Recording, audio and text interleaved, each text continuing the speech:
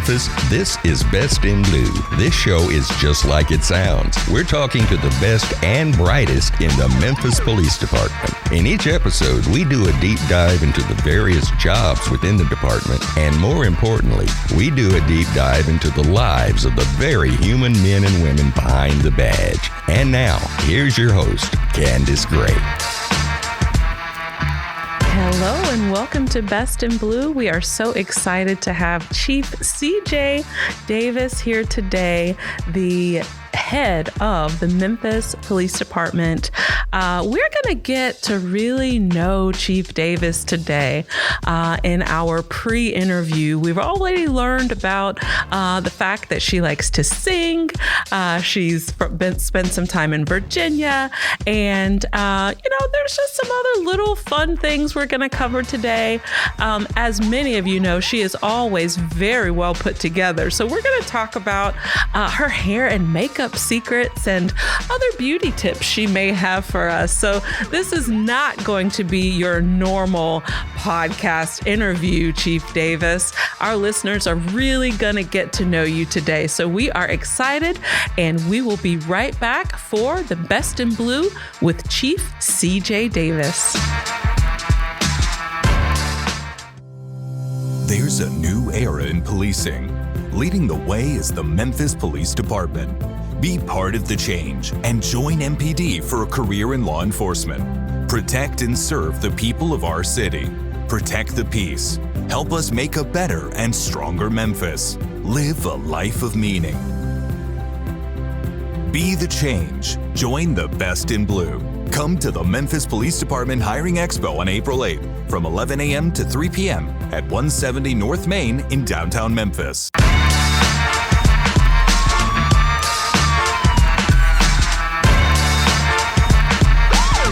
And we're back. Welcome back to Best in Blue. We are here with Chief CJ Davis. And I hear it's okay to just say Chief CJ. Is that all right? It's okay. Yes, it is. Wonderful. Well, welcome to Best in Blue. We are so happy to have you here today. We are going to get to know you today. Okay. So let's start with, I hear that you are actually a Grizzlies fan. And I know you've lived other places. So tell us what you think makes the Grizzlies special. Well, I think the Grizzlies are special. I think they are a team that is, set aside from the rest in a number of different ways.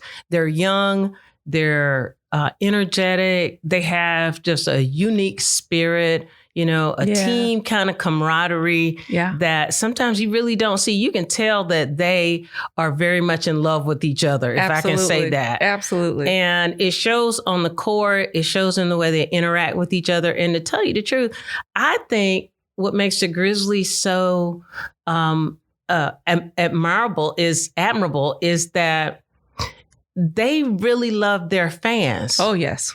And they talk about Big Memphis. How they love their fans. It's going to be a parade in my city. Yeah. And I think that is just amazing how they lift the city up in the sport. Absolutely. And they kind of make it about the city, too. Yeah, it's something that Memphians can rally around. Yes. And truly, you can feel the unity in FedEx Forum when they get in there. That's right. That's right. So that is so exciting. I'm so happy to hear that you are a fan. Yes. Because I know you have lived a couple of different places before. That's right. I was a Duke fan. Okay. In North Carolina. I didn't miss a Duke game. Okay. I was there on a regular basis. So you're always rooting for the home team. That's right. Rooting for the home team. North Carolina Central University. Great. Used to go to their games all the time. Okay. HBCU there. That's right. And of course in Atlanta, I was a big Falcons fan. Okay. And a big Braves fan. Okay. And of course the Hawks. But unfortunately, I've had to turn my back on the Hawks. Yes, you have. I love them. Mm-hmm. But the Grizz got me. The Grizz got you. Good. Well, I'm very happy to hear that. So let's talk about that. So you've been in Virginia and Atlanta. How did you find yourself in Memphis? What did that look like and the decision to come here?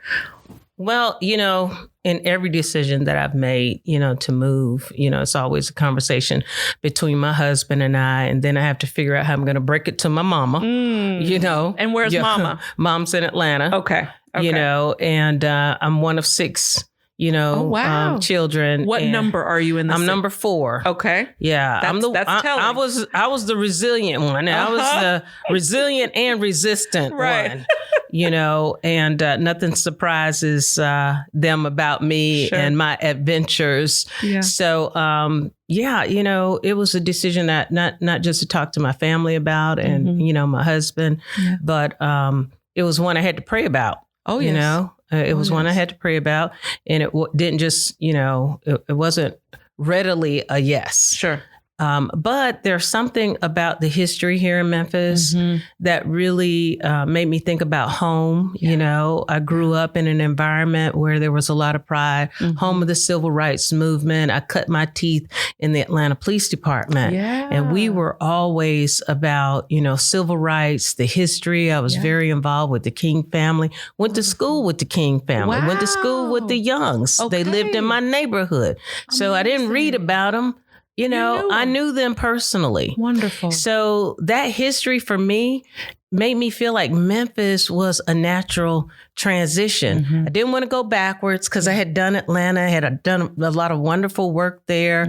But, I was still, thinking about the road of what's next and what is the next challenge? How can I utilize the experience that I have in a totally different and new environment? Wonderful. Well, we are so glad you made that decision to come here. You. And, I'm sure it has been a little challenging. Oh, yeah. But as the first African-American woman chief, yes. What did that mean coming here and, knowing that this city was so rich in history and you making history? Yes. What did that mean to you and your family? Well, it meant a lot. Well, and to tell you the truth, it's amazing that we still are having first. I was the first in Durham. Wow. And some of my colleagues that are females in this industry, we're still celebrating first. And to be the first here, in 2023. But to be the first here in Memphis comes with a sense of pride and honor. Yeah. And I really want to represent in a way that, our citizens feel like that this particular opportunity was one that the candidate was appreciative and really takes very seriously. Yeah, that's wonderful. So tell me, in terms of your path, you mentioned that, you've had really great neighbors and the Kings and really great sports teams to root for. What about the education part of your path? Yeah. And as others listen and, may want to aspire to become a member of the department, what path would you say they should take from an education standpoint? From an education standpoint, I think people really don't really take education as seriously as they should, in some jobs. They feel like, I know the craft, the work is something that I can learn to do, but training. That's right. Training, it can be very physical. And most of our academic work in our academy is sort of set at the entry level, college entry level. Okay. So some people don't feel like they have to have a degree or that education is not really required. If I know how to, scale a tall building or swing, from the rafters. Yeah. Very physical. I'm going to be successful. Yeah. But this job really requires thinkers. It requires people to be creative, innovative, understand the changing times. Sure. To be on top of technology, accounting. We do budgets. We do strategic plans. Sure. There is a lot of academic kind of work, you know, in this field. And it's not the physical job that a lot of people, you know, think about. Sure. Sometimes we have to even be, you know, even as officers, our officers have to be familiar with different environments and different cultures. And sometimes you don't learn that unless you are in a classroom setting. Absolutely. You know, what are some of the biases? What are some of the idiosyncrasies about various types of origins? And what should we be aware of in the Asian community? Right. What should we be aware of in Hispanic communities? And sometimes you may not get that just, you know, through the academy. By living, yeah. Just about, yeah. There are cultural nuances that people do need to be aware of. Absolutely. Speaking of culture, what other soft skills are needed? You know, emotional intelligence, things like that. Oh God, yes. You know, in addition to the physical and kind of the educational components. Right. What else? So I do a lot of teaching too, you know, leadership teaching, and emotional intelligence is one of the areas that I think, you know, is probably rather fresh in this industry. Oh, yes. But it is very relevant in this industry, and people don't really think about IQ. Yes. You know, the intelligence, what I know. Right. But EQ is how I go. Ah, Okay. that's good. How I operate. That's good. You know, my emotional, cognitive kind of positioning, and not just being aware of my own emotions, but being able to identify the emotions in others so that I can adjust, you know, how I'm acting or what my behavior is too. So EQ is really important in our work as well. That is good to know. So there are a lot of challenges. I have one question that I want to ask you before we go to the break. I can't believe our first segment is almost up. But I'd like to know if there's ever been a time, don't answer now, that you said, you know what? I quit. I put my hands up. I'm out of here. Okay? Hold on to your answer. We'll tuck that away for just a moment. Okay. But I do just want to say thank you again for coming on. This is an amazing interview, and we've got more. You are listening to Best in Blue, presented by the Memphis Police Department and empowered by Kadzukian. We'll take a quick break, and we will be right back with a very juicy answer from Chief CJ. There's a new era in policing. Leading the way is the Memphis Police Department. Be part of the change and join MPD for a career in law enforcement. Protect and serve the people of our city. Protect the peace. Help us make a better and stronger Memphis. Live a life of meaning. Join the Best in Blue. My name is Lieutenant Tina Halfacre. I'm Officer Andrade. My rank is P2P. Officer Christopher Freeman. I am Officer Meeks. I am a P2. My name is Sergeant Lee. Officer Baruga. I'm a patrol officer. I am Officer Shauna Roden, and I've been a Memphis police officer for 3 years, 36 years. 8 months. I've been with the Memphis Police Department for 8 years. 12 years. The people that I come in contact with, I see them either at Walmart, if I go to a gas station and get a snack, whatever it may be, I run into the same people and they remember me. And that's I don't know, it's a comfort for me that someone remembers me and that I've had some type of positive impact on someone. My favorite part is being a police officer is being in the motorcycles unit. I am the first and only female. I love riding motorcycles, and that way you get to meet a lot of people. Memphis is where I'm from, and I love my city. So why wouldn't I serve my city? 안녕하세요. 저 이름은 Sergeant Lee입니다. Join the Best in Blue. Join the Best in Blue. If I can do it, tú también lo puedes hacer. Join the Best in Blue so you can ride along with me. It doesn't matter where you're from. Memphis Police Department is going to give you the opportunity to be here, to get more than a job. They give you opportunity to get a career. For anybody that wants to apply and have a heart for service, go ahead and make the decision. Don't hesitate on it. It'll be the best decision you've ever made, and come join the Best in Blue. Be the change. Join the Best in Blue. Come to the Memphis Police Department Hiring Expo on April 8th from 11 a.m. to 3 p.m. at 170 North Main in downtown Memphis.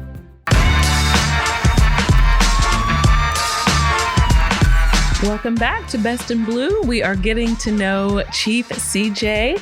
Let's get back to our conversation. We had a very important question before the break, and that was, have you ever said, you know what? I'm out of here. I quit. Tell us. No. Whoa. No. Was not expecting that. No. I was brought up in a family where my father was a career Army man. He did 2 stints in Vietnam. Wow. And we were always a very competitive family because we were always involved in sports. Okay. We were always engaged in, community kinds of events and civic organizations and things of that nature. And quitting was never an option. Even when we got tired, quitting was never an option. And I'll tell you this, over the summer for several years on military installations, there were all kinds of activities. And to keep 6 children in control, we had to be involved in all of the activities. So every summer we took swimming lessons. Okay. So we swam, as beginner swimmers, as advanced beginner swimmers, as intermediate swimmers, as I can't remember the other rank, but it was another one that it was highly advanced. And then lifeguard. We all became lifeguards. Wow. So I've been a swimmer all my life and competitive in some environments too. Okay. And the quitting has never been an option. There have been times when you get tired and say, you know what, this is tough. But, one of my favorite sayings is that tough times don't last, but tough people do. And I have never really considered walking out once I am really focused and fixated on a goal and committed on an objective. And even when people are saying that can't be done, and that, I speak life, I speak positivity, and I really try to get other people to do the same. So when times do get hard, how do you motivate yourself, or, who do you go to for support in some of those challenging times? I think you have to be your own best fan, and that comes with time too. Yeah. And then you have people that are folks that you consider your ride or die. They're not fair weather friends. That's right. There are people that no matter what is going on, they are there for you. They're there to support you. And those are the ones, and you can count them on one hand sometimes. Oh, yes. But those are the people that are important in your life. And sometimes it's family. But, our work is, this industry is so complex. Sometimes you need people who understand the work to be able to help with the dialogue and helping you to navigate various types of situations. So, sometimes you find out how important it is to talk to yourself. And when you talk to yourself, I tell people, I'm not crazy. I talk to myself because I need expert advice. That's right. I'm going to use that, Chief. Next time somebody catches me talking to myself. Right.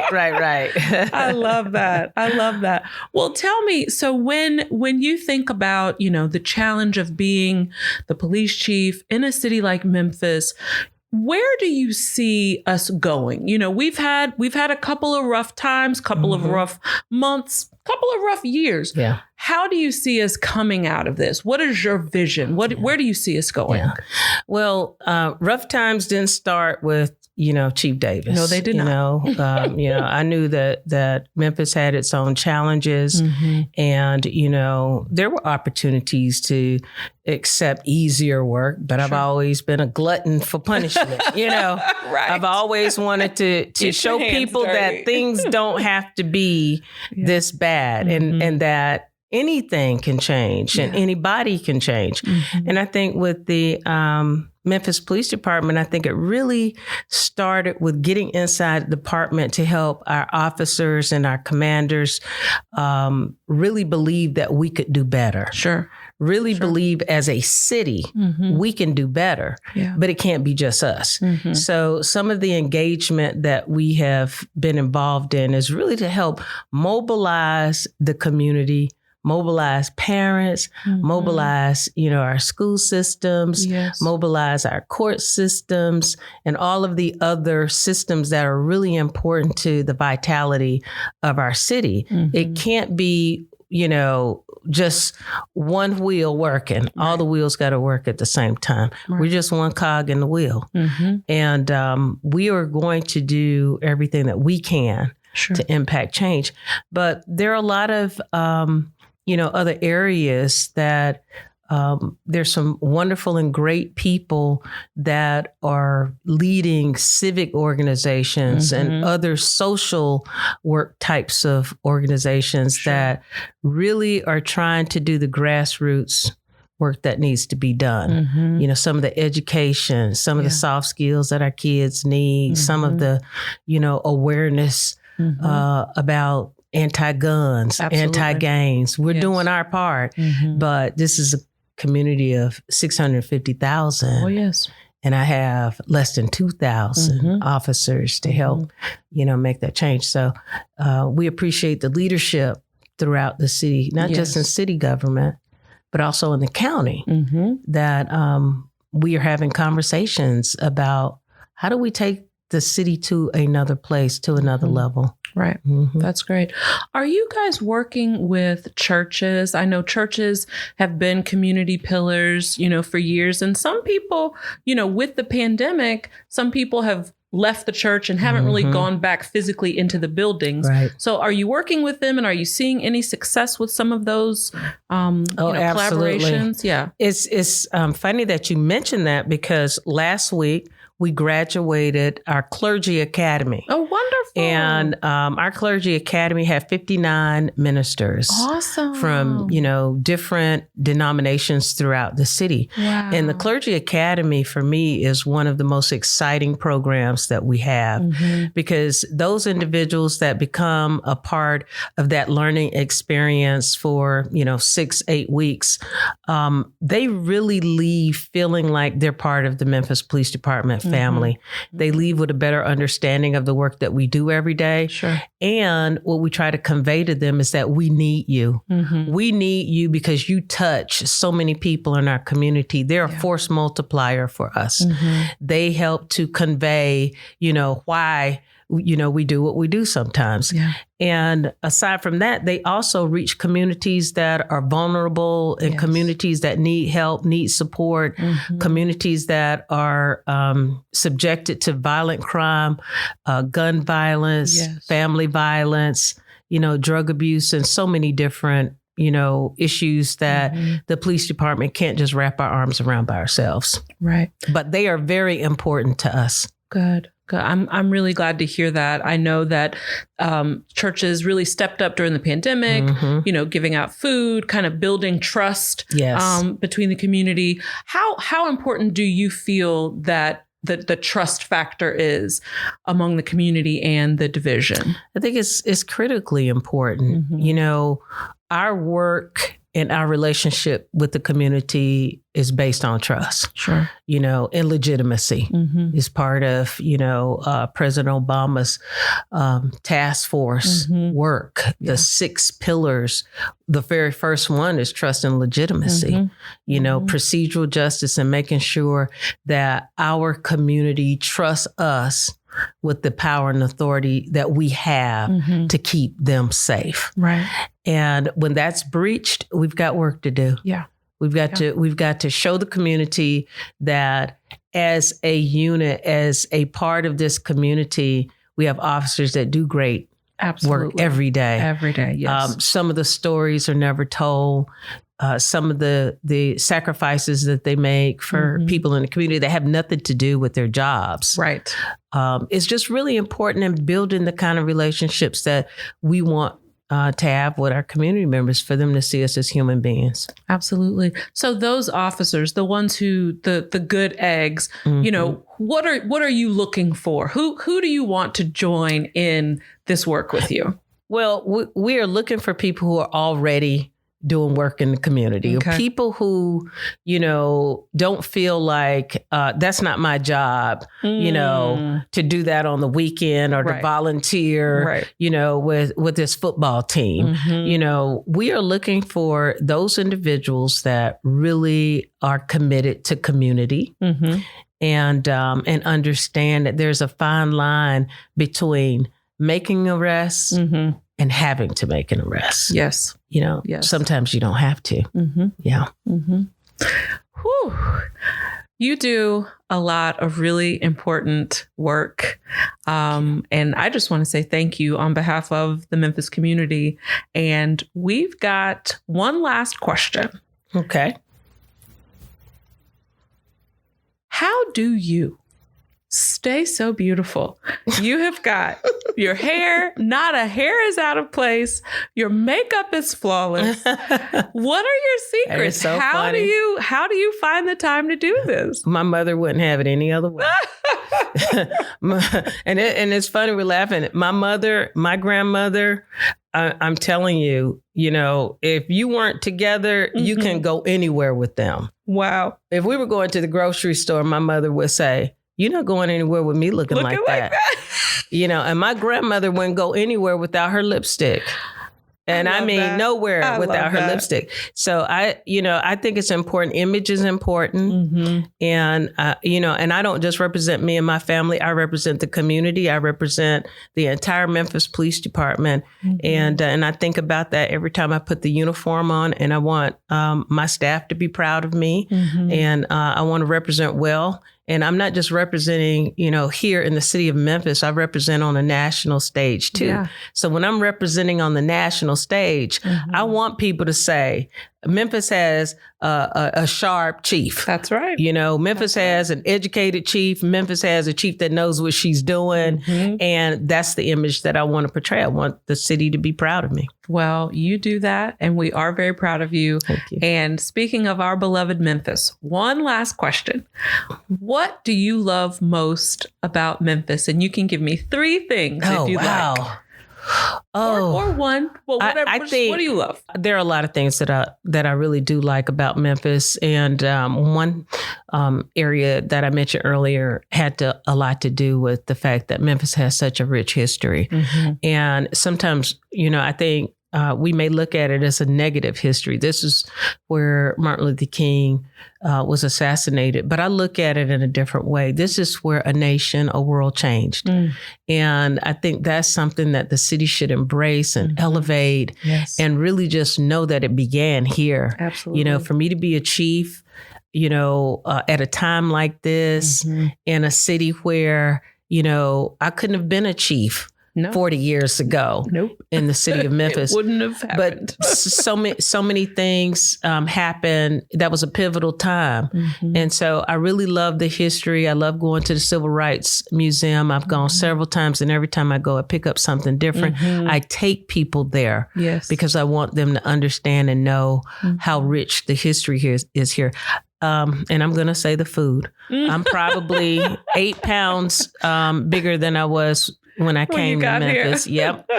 And I'm going to tell you the other thing that I really like about Memphis. Okay. There is tenacity. There is a grit here that I think is unparalleled in any other, city. And I really do embrace that, that we can do it. You're not going to do this in our town, Yeah. So, the people who love the city, there's a certain grit about it that I think is just admirable. Absolutely. Well, now you are one of us, so you have that same tenacity, and we know that you are going to do all you can to take us to the next level. So thank you for being here again. Thank you for listening to Best in Blue. As always, we appreciate you tuning in to learn more about our police department and the men and women behind the badge. Be sure to like us and follow us across all of our social media platforms, and listen to the show wherever you stream your podcasts. We're at Best in Blue MPD on Instagram and Best in Blue on Facebook. Thanks again, and we'll see you next time.